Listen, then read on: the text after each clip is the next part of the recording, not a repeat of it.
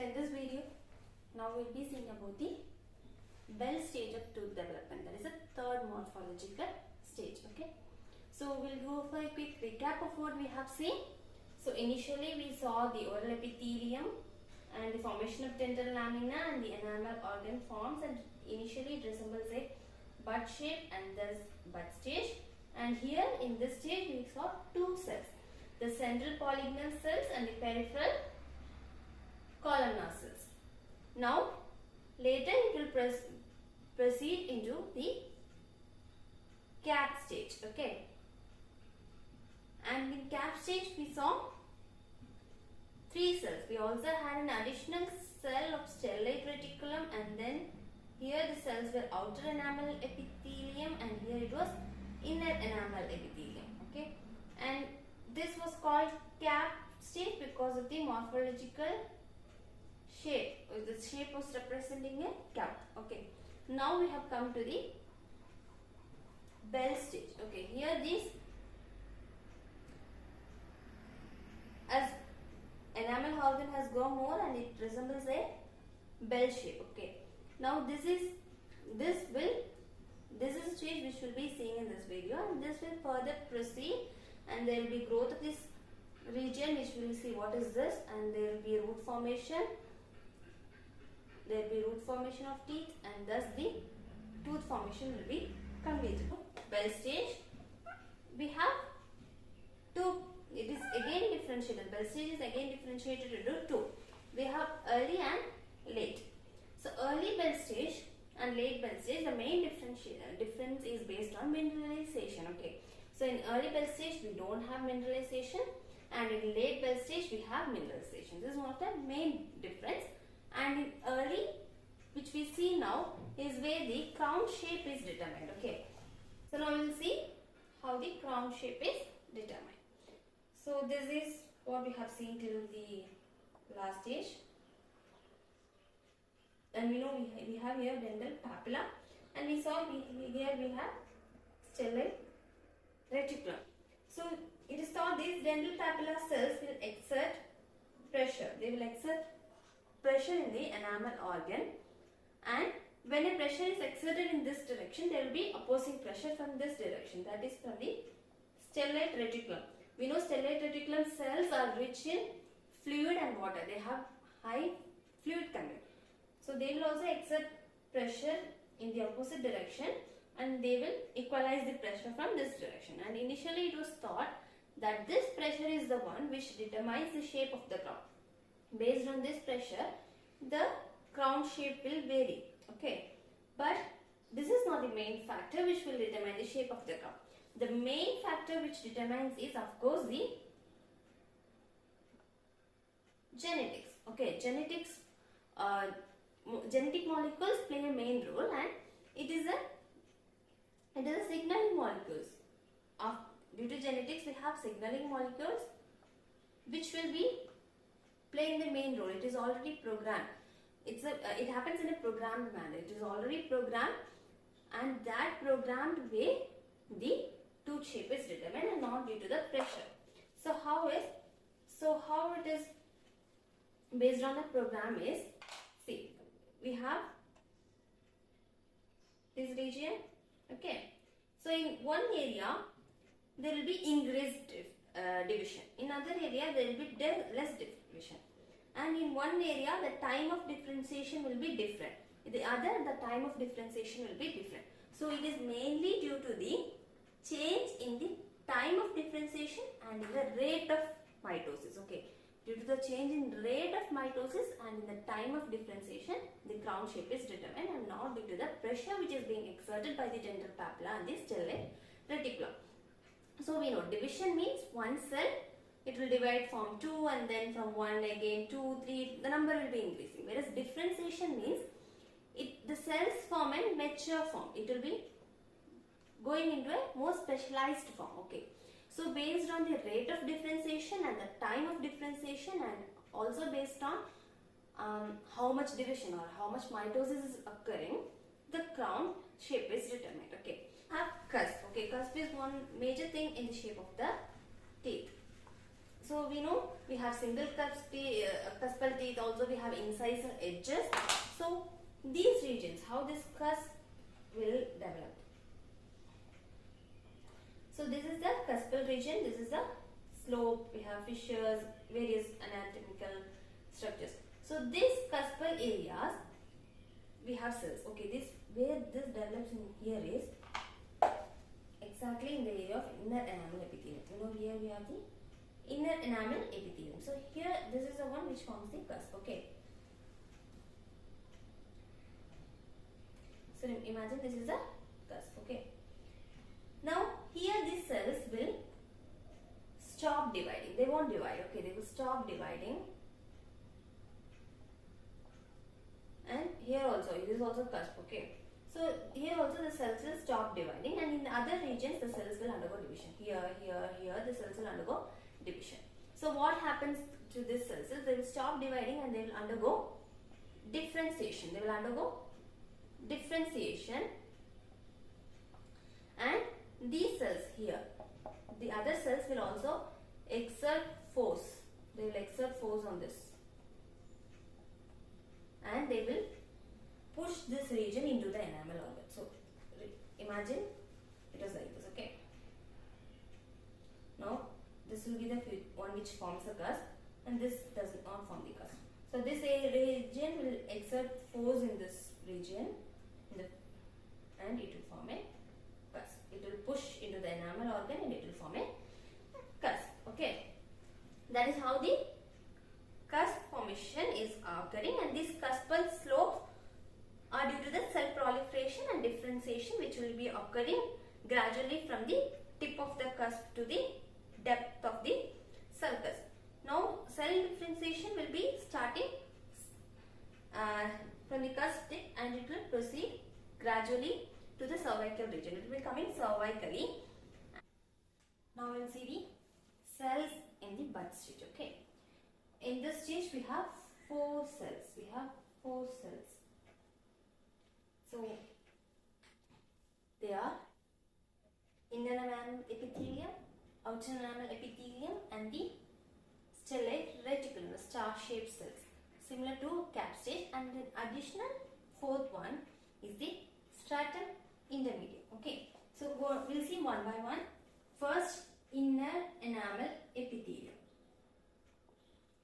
These inner enamel epithelium cells, in here also they are the same columnar cells which are tall. Okay, they are the tall columnar cells and attached to each other by the junctions, and they are attached to stellate reticulum by the desmosomes, which as seen in cap stage. And here the length, these inner enamel epithelium cells differentiate to amyloblast. So what is amyloblast? Amyloblast are cells which form the enamel. So at the end of the bud stage, what happens is these cells will differentiate into amyloblast and form the enamel forming cells. So, and in this time these cells will be rich in organelles. They will have many cytoplasmic organelles for the protein synthesis, and they become more tall and columnar. Now these inner enamel epithelial cells also has another function, that is these exert an organizing influence on the dental papilla. Now this is the dental papilla. So initially in the last stage what we saw is this region we have no cells, like near to the basement membrane we have no cells. It is an acellular zone. Okay, but these inner enamel epithelium cells will exert an organizing influence on these portion, and they form odontoblast.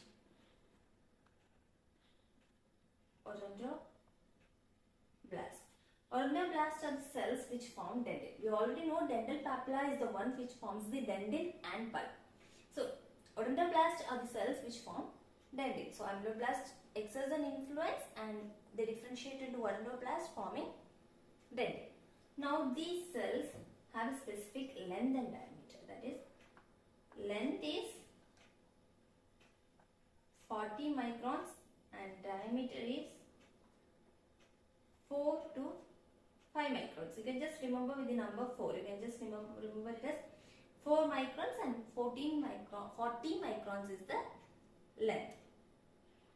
And almost at the end of this, before the formation of enamel, they will completely, these inner enamel epithelium cells will completely become functional ameloblast. Now, coming to the next layer of cells. The next layer is a stratum intermedium. Stratum intermedium. The name word stratum means what? Layer. Okay, stratum means layer and intermedium means between. So, it is a layer of cell which is seen between inner enamel epithelium and the stellate reticulum. And in the previous video, that is in the transitory structures, we have seen something in this region. That is the enamel knot. We saw enamel knot, a cluster of cells develop here, right? So, this stratum intermedium is believed to be formed from enamel knot. Enamel knot are considered as the contributing cells for the formation of stratum intermedium. They are of almost 2 to 3 layers. They are 2 to 3 layer cells and they are squamous. They are squamous cells. And these cells have an important role in the formation of enamel, because when we see the root does not have enamel, right? And instead of enamel, they have cymindum. In root, the stratum intermedium layer was absent. So, it is considered to be important, and this layer will support ameloblast in formation of enamel. This layer is also rich in, it has high amount of alkaline phosphatase, acid mucopolysaccharides. It's high in acid mucopolysaccharides and also in glycogen.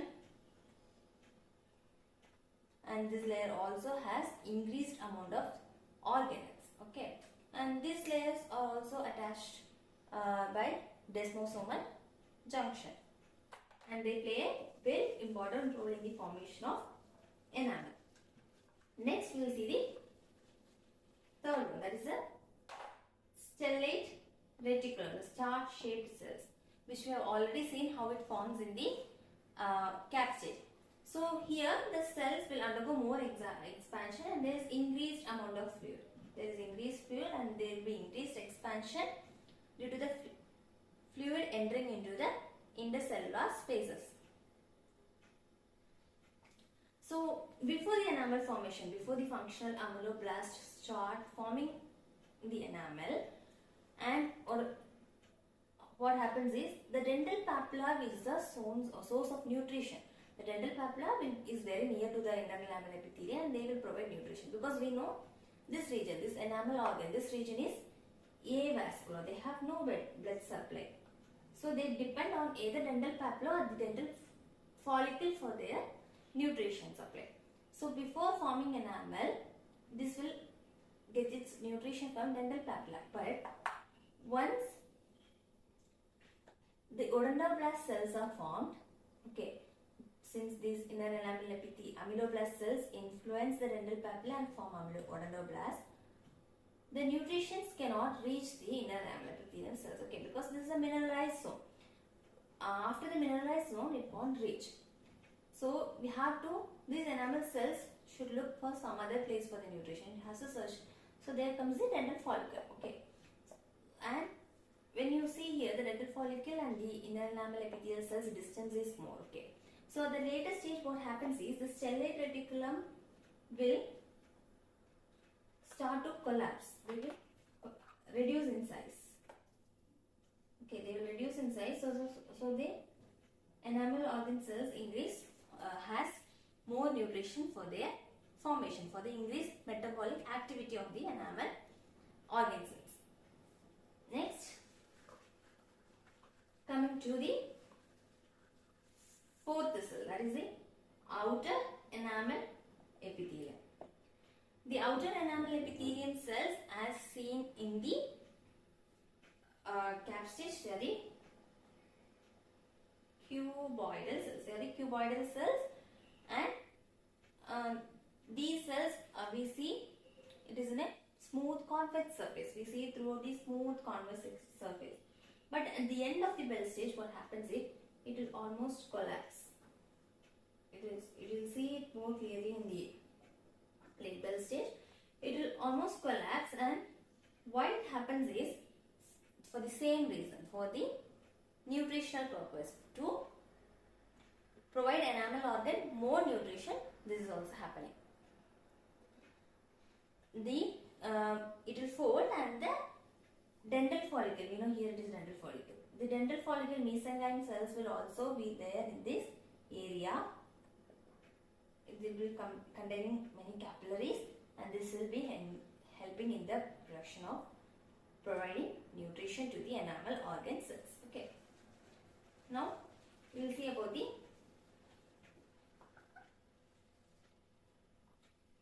this region, that is a dental papilla. So dental papilla, we have seen there will be a layer of odontoblast which will be forming, and later it will be, first it will be cuboidal. Okay, these odontoblast, first it will be cuboidal, and later it will be changing into columnar. It will be later changing into columnar, and then it will be acquiring the potential to form the dentin. Then it will start producing dentin. And we all should remember that dentin is first formed, not enamel. Dentin is first formed. Only if a layer of dentin is deposited, then enamel will be deposited. So dentin is first formed before enamel. And we have to see what is membrana preformative. So till now we called this as the basement membrane which separates the inner enamel epithelium and the dental papilla. Now it's called as the membrana preformative. Pre means before. Formative means forming. So before forming the enamel, or before forming the ameloblast, the enamel producing cells, it's called as the membrana preformativa. Okay. And now we will see this place. What is cervical lobe? So in this region, as this enamel organ bends inside, this region is called the cervical lobe. Here you can see there is only two layers of cells, the inner enamel epithelium and the outer enamel epithelium. We do not have the stratum intermedium and the stellate reticulum cells. We have only these two layers of cells in the cervical lobe. The cervical lobe also has an other name, that is zone of reflection. Zone of reflection, and it will loop inward, and from the enamel organ it will come like this. It will loop inward and joins the inner enamel epithelium. And this part is very important in one thing, that is it will determine the cemento-enamel junction. After this root will form. So this is the part where the cemendum and enamel meet, which is called as the cemento-enamel junction. This cervical loop is the one which determines the cemento-enamel junction.